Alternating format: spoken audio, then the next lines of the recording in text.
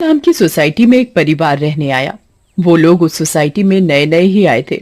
उस परिवार में राहुल, सविता और उनका 10 साल का एक बेटा भाविक रहता था। जैसे ही भाविक सोसाइटी के गेट के बाहर तक पहुंचता है, तभी से ही अपने सवाल जवाब शुरू कर देता है। वाह पापा, ये कितनी सुंदर सोसाइटी है। क्या हम इसी सोसाइटी में रहेंगे? हाँ हाँ बेटा, हम लोग इसी सोसाइटी में रहेंगे। देखो तो हमारा भाविक कितना खुश नजर आ रहा है। अब तो मेरे यहाँ पर नए नए दोस्त बनेंगे, इतना मजा आएगा। हाँ हाँ बेटा, बहुत मजा आएगा। चलो अब अंदर चलो। जैसे ही वो लोग सोसाइटी के अंदर कदम रखते हैं, तभी जोर जोर से हवा चलने लगती है। मुझे कुछ अजीब सा भी लग रहा है। नहीं बेटा, ये बस तुम्हारा वहम होगा। बच्चा समझकर सविता भाविक की बात को नजरअंदाज कर देती है। वो लोग अपने फ्लैट पर पहुंचते हैं। चलो चलो, अब आप दोनों जल्दी से फ्रेश हो जाओ, सोने का समय हो गया है। हाँ, क्योंकि कल मुझे इंटरव्यू के लिए भी जाना है। भाविक, राहुल और सविता कमरे में जाकर सो जाते हैं। ऐसे ही चलते चलते उन्हें 1 महीना बीत जाता है। एक दिन राहुल का बॉस उसे ऑफिस के काम से सूरत जाने को कहता है। ये तो कितनी अच्छी खबर है। मैं ये बात सोसाइटी जाकर सविता और भाविक को बताऊंगा, तो वो दोनों भी बहुत खुश हो जाएंगे। राहुल घर जाकर ये बात सविता और भाविक को बताता है। सविता, ओ सविता, कहाँ हो तुम? तुम्हें एक खुशखबरी देनी है। अरे हाँ हाँ, क्या हुआ? इतना क्यों चिल्ला रहे हैं आप? हाँ पापा, क्या हुआ? आप इतने खुश क्यों नजर आ रहे हो? अरे खुश ना हो तो क्या करूं, बात ही ऐसी है। अब आप बताएंगे भी, क्या बात है? मुझे मेरी नौकरी की तरफ से सूरत ले जा रहे हैं। बहुत बड़ा प्रोजेक्ट है। अगर सब अच्छे से हो गया तो क्या पता वहाँ से आने के बाद मेरा इंक्रीमेंट भी हो जाए। अरे वाह, ये तो बहुत अच्छी खबर है। वाह पापा, आप तो सूरत जा रहे हो। मैं भी जाऊंगा, मैं भी जाऊंगा। बेटा, मैं तुम्हें अपने साथ नहीं ले जा सकता। और सविता, तुम मेरा सामान पैक कर दो। मुझे आज ही रात 12 बजे तक निकलना है। मैं बस कुछ ही दिनों के लिए जा रहा हूँ। सविता राहुल का सामान पैक कर देती है और राहुल उसे रात 12 बजे सूरत के लिए निकल जाता है। चलो भाविक, अब तुम भी जल्दी से दूध पीकर कमरे में सोने चलो। ठीक है मम्मी। सविता और भाविक अपने कमरे में चले जाते हैं। सविता तो सो जाती है, मगर भाविक को नींद नहीं आती। बहुत तेज बारिश होने लगती है। भाविक बालकनी में जाकर खड़ा हो जाता है और बारिश के मजे लेने लगता है। वाह, कितना सुंदर नजारा है। भाविक की नजर अचानक सामने वाले फ्लैट पर पड़ती है, तो वहाँ एक मोमबत्ती जल रही होती है। ये क्या है? ये सामने से कैसी रोशनी दिखाई दे रही है? ऐसा लग रहा है जैसे कोई मोमबत्ती जली हुई हो। अगर जब से हम यहाँ आए हैं तब से तो ये फ्लैट बंद पड़ा है। भाविक को फिर अचानक से एक औरत चलती हुई दिखती है। अरे ये औरत कौन है? कहीं यहाँ कोई भूत तो नहीं? मम्मी, मम्मी, भूत, भूत, मम्मी, मम्मी बचाओ, मुझे बचाओ। क्या हुआ बेटा, क्या हुआ? तुम इतना क्यों घबरा रहे हो? मम्मी, वो भूत, भूत। क्या बोले जा रहे हो तुम? ठीक से बोलो, मुझे कुछ भी समझ में नहीं आ रहा है। मम्मी, मुझे नींद नहीं आ रही थी तो मैं बालकनी में जाकर खड़ा हो गया और बारिश देखने लगा। तभी मैंने सामने के फ्लैट में जलती हुई मोमबत्ती देखी और एक औरत को देखा। नहीं बेटा, ये भूत वूत कुछ नहीं होता। ये तुम्हारे मन का वहम है। नहीं मम्मी, मैं सच कह रहा हूँ। नहीं बेटा, चलो अब सो जाओ, रात बहुत हो रही है। नहीं, मैं आपको लेकर जाता हूँ। अच्छा चलो, दिखाओ कहाँ है भूत। फिर भाविक सविता को बाहर लेकर जाता है। कहाँ है भूत? मुझे तो कहीं कोई नहीं दिख रहा। मम्मी देखो, वहाँ पर देखो, वो सामने वाले फ्लैट में। अरे बेटा, कुछ भी नहीं है वहाँ पर। नहीं मम्मी, मैं झूठ नहीं बोल रहा। अच्छा ठीक है ठीक है, चलो अब जल्दी कमरे में जाओ और सो जाओ। फिर वो दोनों कमरे में जाकर सो जाते हैं। भाविक, अब तुम्हें डरने की कोई जरूरत नहीं है। मैं तुम्हारे साथ सो रही हूँ ना, अब तुम आराम से सो जाओ। अगली सुबह भाविक सोसाइटी के दूसरे बच्चों से मिलता है। तुम सबके नाम क्या है? मेरा नाम पिंकू है। मेरा नाम सोनू है।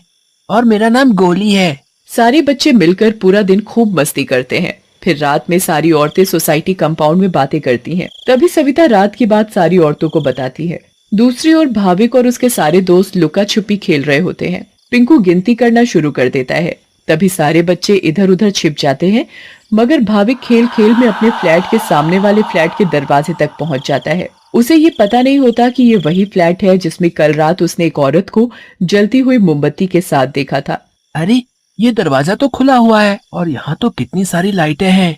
चलो अब मैं जल्दी से इस घर में छिप जाता हूँ ताकि मुझे कोई ढूंढ ही ना पाए।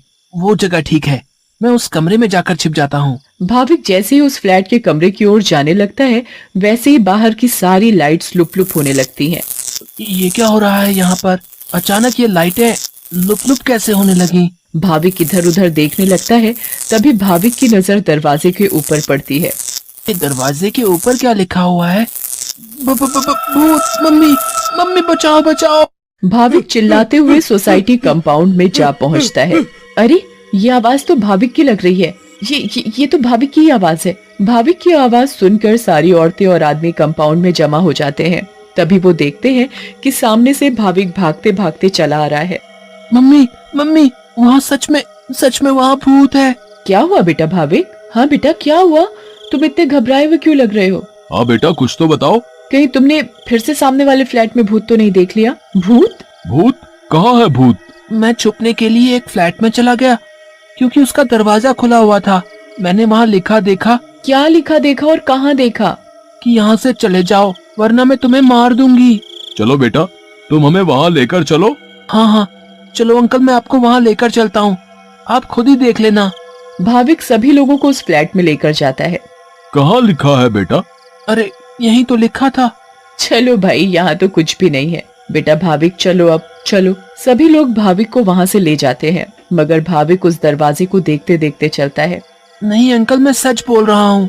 हमें इस बच्चे की बात एक बार मान लेनी चाहिए और आज रात मिलकर सोसाइटी पर नजर रखनी चाहिए। हाँ, आप सही बोल रहे हो। क्या पता ये सब सच हो। तो ये तय रहा कि आज रात हमारे पति सोसाइटी की देखभाल करेंगे।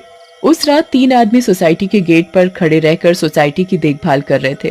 मुझे जरा बाथरूम जाना है, मैं बस अभी जाकर आता हूँ। हाँ हाँ ठीक है, तुम होकर आओ। क्या हुआ जी? गुड्डू को बहुत डर लग रहा है और वो बोल रही है कि आप ही उसे सुलाएंगे, तो आप जरा ऊपर आकर उसे सुला जाएंगे। ठीक है, अभी आता हूँ। दूसरा आदमी पहले आदमी से बोलता है। मैं जरा अपनी बेटी को सुलाकर आता हूँ, उसे डर लग रहा है। अब सोसाइटी के दरवाजे पर सिर्फ रमेश यानी तीसरा आदमी ही बचता है। कहाँ रह गए ये दोनों? वो आदमी इधर उधर घूमता रहता है और अब उसे भी अकेले डर लगने लगता है। तभी उस आदमी को किसी औरत का साया दिखता है। उसके लंबे खुले हुए बाल और पायल की छम छम आवाज। चुड़ैल, बचाओ बचाओ, चुड़ैल। फिर अचानक वो चुड़ैल उसके सामने आ खड़ी होती है और आदमी बहुत तेज चिल्लाता है और वहीं बेहोश हो जाता है। अरे, ये चिल्लाने की आवाज किसकी आई? हाँ, आवाज तो मुझे भी आई। चलो चलकर देखते हैं। सारे सोसाइटी वाले अपनी बालकनी में आ जाते हैं तो वो क्या देखते हैं कि वहाँ रमेश बेहोश पड़ा हुआ था। ये आवाज कैसी आई थी? फिर सोसाइटी वाले नीचे आ जाते हैं तो वो वहाँ पर रमेश को जमीन पर पड़ा हुआ देखते हैं। सब जल्दी से नीचे आते हैं। सविता और भाविक भी नीचे आ जाते हैं। अरे, कोई इन्हें होश में लाओ। उठिए भाई साहब, उठिए। फिर कुछ ही देर में रमेश को होश आता है और वो सारी बात सोसाइटी वालों को बताता है जो उसके साथ कुछ देर पहले हुई थी। तभी सोसाइटी में अजीब सी आवाजें आने लगती हैं। मम्मी देखा ना, मैंने बोला था ना कि भूत है। हाँ बेटा, तुम सही कह रहे थे। तभी सोसाइटी के बीचों बीच धुआं उठने लगता है और वहाँ वो चुड़ैल आ जाती है। कौन हो तुम और क्यों हमें इतने दिनों से परेशान किया हुआ है? हाँ हाँ बताओ, क्यों तुमने इतने दिनों से इन लोगों को परेशान किया हुआ है? हम भी तो इसी सोसाइटी में रहते हैं। तुमने कभी हमें तो परेशान नहीं किया, तो इन लोगों को ही क्यों? हाँ हाँ बोलो बोलो। तुम्हारी वजह से मैं कितना डर गई थी। बताती हूँ, सब बताती हूँ। कई सालों पहले जब मेरी शादी हुई तो मैं और मेरे पति रवि सविता के सामने वाले फ्लैट में रहने आए। हम बहुत खुश थे, पर अचानक मेरी माँ की तबीयत खराब होने की वजह से मुझे कुछ दिन के लिए यहाँ से जाना पड़ा। और तभी सविता के फ्लैट में एक बहुत सुंदर लड़की रहने आई। रवि उस लड़की को पसंद करने लगे थे और वो लड़की भी। उस लड़की को ये बात नहीं पता थी कि रवि शादीशुदा है।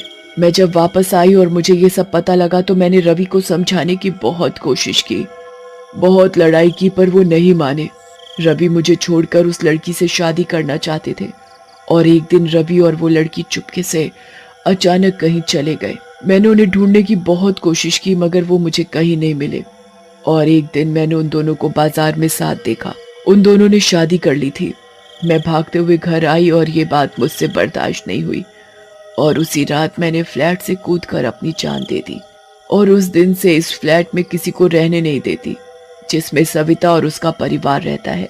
हमें बहुत दुख हुआ सुनकर जो भी तुम्हारे साथ हुआ, पर इसमें मेरे और मेरे परिवार का क्या कसूर है? हाँ आंटी, आप तो अच्छी आंटी हो, ऐसे कैसे कर सकती हो? चुड़ैल भाविक की मासूमियत देखकर पिघल जाती है। ठीक है, अब मैं तुम लोगों को कभी परेशान नहीं करूंगी। ऐसा कहते ही वो चुड़ैल हवा में गायब हो जाती है और कभी किसी को परेशान नहीं करती।